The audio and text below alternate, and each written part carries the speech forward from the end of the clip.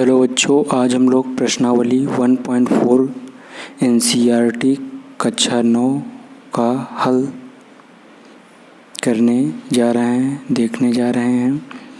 प्रश्नावली 1.4 का पहला क्वेश्चन है कि बताइए कि कौन सी संख्याएं अपरिमेय हैं और कौन सी संख्याएं परिमेय हैं।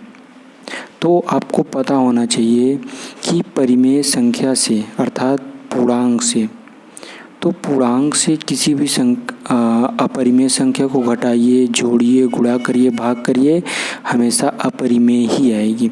तो आपको पता है कि दो एक पूर्णांक है, प्रत्येक पूर्णांक एक परिमेय संख्या होती है।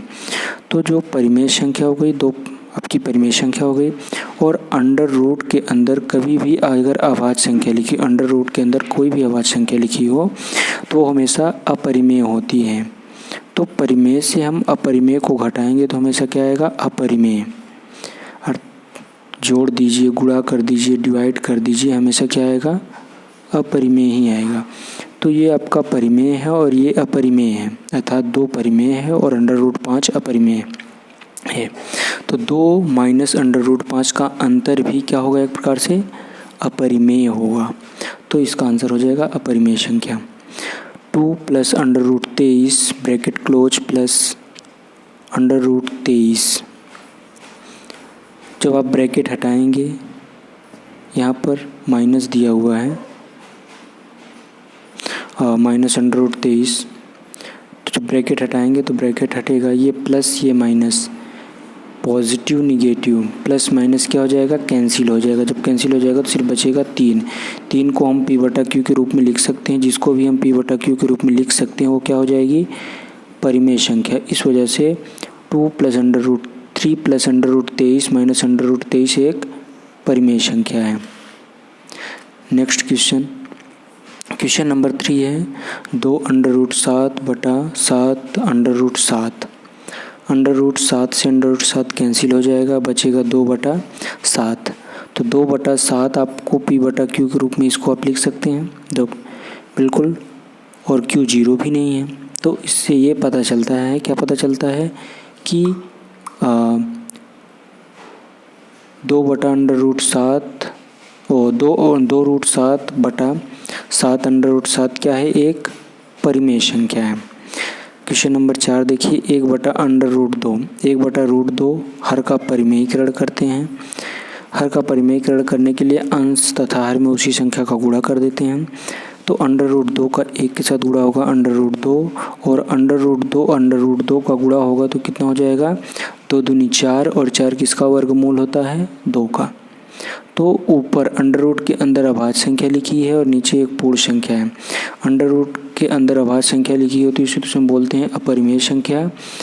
और किसी भी पूर्णांक से अगर अपरिमेय संख्या में भाग देंगे, गुणा करेंगे, जोड़ेंगे, घटाएंगे, हमेशा क्या आएगा?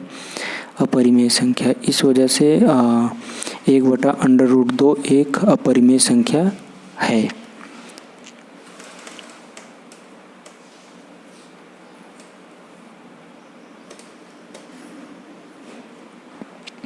दो पाई की बात करते हैं। 2 एक पूर्ण संख्या है और पाई एक अपरिमेय संख्या है। तो पूर्ण संख्या और अपरिमेय संख्या का गुणा करेंगे तो क्या आएगा? अपरिमेय संख्या। अतः 2 पाई भी एक अपरिमेय संख्या है।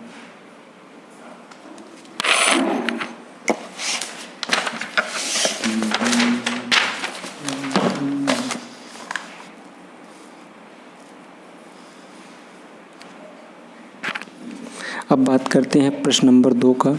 प्रश्न नंबर 2 है सरल करो।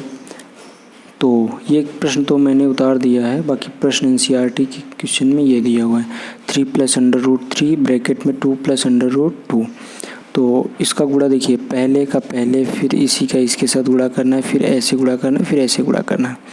तो 3 दूनी 6 और 3 रूट 2, 2 रूट 3 और 3 दूनी 6। तो ये आपका एनसीईआरटी क्वेश्चन हो गया। इसको मैंने लिखा था 3 दूनी 6 हो गया, 3 अंडर रूट 3, 2 रूट 3 और 3 3 का 9, 9 किसका वर्गमूल होता है? 3 का। तो 6 3 9 और 3 2 5, 5 अंडर रूट 3। अब इसमें देखिए 3 प्लस रूट 3 क्वेश्चन नंबर 2 है, और 3 माइनस अंडर रूट 3। तो इसमें संख्याएं सेम हैं, a plus B a minus B, अर्थात चिन्ह बदला, एक में एक वही चीज़ लिखा हुआ है लेकिन एक कोष्टक में a प्लस बी है और एक कोष्टक में a माइनस बी है। तो जब एक कोष्टक में a प्लस बी और कोष्टक में a माइनस बी होता है तो फार्मूला हम यानी पहले पद का स्क्वायर माइनस दूसरे पद का स्क्वायर। तो पहला पद इसमें 3 है और दूसरा पद √3 है, तो एक बार 3 का स्क्वायर करेंगे, एक बार √3 का स्क्वायर करेंगे, तो 3 त्रिक 9, और जब √3 का स्क्वायर करेंगे तो इस रूट से ये 2 स्क्वायर कैंसिल हो जाएगा, तो बचेगा आपका सिर्फ 3। तो 9 में से 3 घटाएंगे बचेगा 6, और √5 प्लस √2 का होल स्क्वायर करेंगे तो a square plus B square plus 2a का मान इतना है और b का मान √2 है। तो स्क्वायर से आपका रूट कैंसिल हो जाएगा, स्क्वायर से रूट कैंसिल हो जाएगा, ये हो जाएगा 5 दूनी 10, तो 5 2 7, 2√10, ये आपका आंसर हो गया। नेक्स्ट क्वेश्चन है √5 माइनस √2, दूसरे ब्रैकेट में √5 प्लस √2 है, एक कोष्टक में a माइनस बी, एक कोष्टक में a प्लस बी है। तो पहले पद का स्क्वायर माइनस दूसरे पद का स्क्वायर, तो इससे ये क्या हो जाएगा, रूट सी स्क्वायर कैंसिल हो जाएगा बचेगा 5, रूट सी स्क्वायर कैंसिल हो जाएगा बचेगा 2, तो 5 में से 2 घटाएंगे बचेगा 3। अब नेक्स्ट क्वेश्चन है पाई एक परिमेय संख्या है, इस पर विचार कीजिए। तो आपको पता होना चाहिए कि पाई एक अपरिमेय संख्या है, क्योंकि जब इसे आप हल करेंगे तो पाई की एग्जैक्ट वैल्यू 22/7 नहीं होती है। तो इसमें ये है कि आप सी और डी यानी परिधि और व्यास में देखेंगे तो कोई ना कोई एक परिमेय संख्या अर्थात परिमेय होगी और कोई उन दोनों में से कोई ना कोई एक अपरिमेय संख्या होगी। तो जब परिमेय बटा अपरिमेय होगा, अर्थात जब ये परिमेय अर्थात परिधि अपरिमेय होगी तो आपका व्यास परिमेय होगा। तो परिमेय बटा अपरिमेय भाग देंगे, परिमेय संख्या से परिमेय संख्या में भाग देंगे, हमेशा अपरिमेय संख्या आएगी, इस वजह से पाई अपरिमेय संख्या है। अगर सी आपकी परिमेय है और डी अपरिमेय है, अर्थात सरकमफ्रेंस अर्थात परिधि अपरिमेय है और व्यास अपरिमेय है, तो उस स्थिति में जब हम अपरिमेय से परिमेय में भाग देंगे तो संख्या हमें मिलेगी अपरिमेय संख्या, इसलिए पाई हमेशा अपरिमेय संख्या मानी जाती है।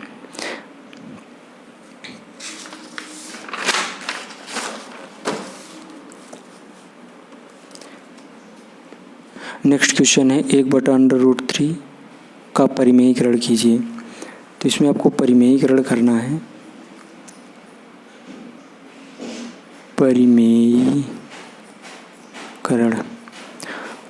तो इसमें हर का परिमेयीकरण करना है। तो परिमेयीकरण करने का मतलब ये कि जो हर में संख्या लिखी रहेगी उसी का अंश और हर में गुणा किया जाता है और चिन्ह बदल जाएगा, पॉजिटिव रहेगा तो निगेटिव हो जाएगा। तो इसमें 7/7 का √7 और √7 का गुणा करेंगे तो ये √7 हो जाएगा, 7 × 7 = 49 किसका वर्गमूल होता है 7 का, तो √7/7। 1/√7 माइनस √6, इस परिमेयीकरण करेंगे तो संख्याएं तो वही रहेंगी लेकिन माइनस का चिन्ह है, इस वजह से परिमेयीकरण में चिन्ह बदल जाता है, साइन चेंज हो जाता है। तो ये तो सेम टू सेम हो जाएगा, क्योंकि एक से किसी भी संख्या में गुणा करेंगे तो वही आएगा। अब एक बार पहले पद का स्क्वायर फिर दूसरे पद का स्क्वायर, तो √7 का स्क्वायर करेंगे तो ये कैंसिल हो जाएगा, इससे ये कैंसिल हो जाएगा। 7 माइनस 6 बचा, 7 में 6 घटाएंगे 1 से किसी भी संख्या में भाग देंगे वही संख्या आएगी, तो √7 प्लस √6 आपका ये आंसर हो गया। नेक्स्ट है आपका को ये बताना है कि 1/√5 प्लस √2 इसका परिमेयीकरण करना, तो संख्याएं तो वही रहेंगी जो हर में लिखा रहेगा लेकिन साइन चेंज हो जाएगा, प्लस रहेगा तो हम माइनस कर देंगे, माइनस रहेगा तो प्लस कर देंगे। तो 1 से किसी भी संख्या में गुणा करेंगे वही संख्या आएगी। अब इसमें एक कोष्टक में a प्लस बी, एक कोष्टक में a माइनस बी, तो ये पहले पद का स्क्वायर माइनस दूसरे पद का स्क्वायर करेंगे तो रूट कैंसिल हो जाएगा, तो 5 - 2 बचा, 5 में से 2 घटाएंगे 3, यही आपका आंसर हो गया। नेक्स्ट क्वेश्चन है √7 - 2 पर संख्याएं तो वही रहेंगी, लेकिन माइनस का है तो चिन्ह बदल जाएगा। तो एक की किसी के साथ गुणा करेंगे तो वही सेम संख्या आएगी, पहले पद का स्क्वायर माइनस दूसरे पद का स्क्वायर। इससे स्क्वायर से ये रूट कैंसिल हो जाएगा 7, और 2 का स्क्वायर करेंगे 2 दूनी 4, 7 में 4 घटाएंगे बचेगा 3। तो इसका आंसर हो गया √7 + 2/3।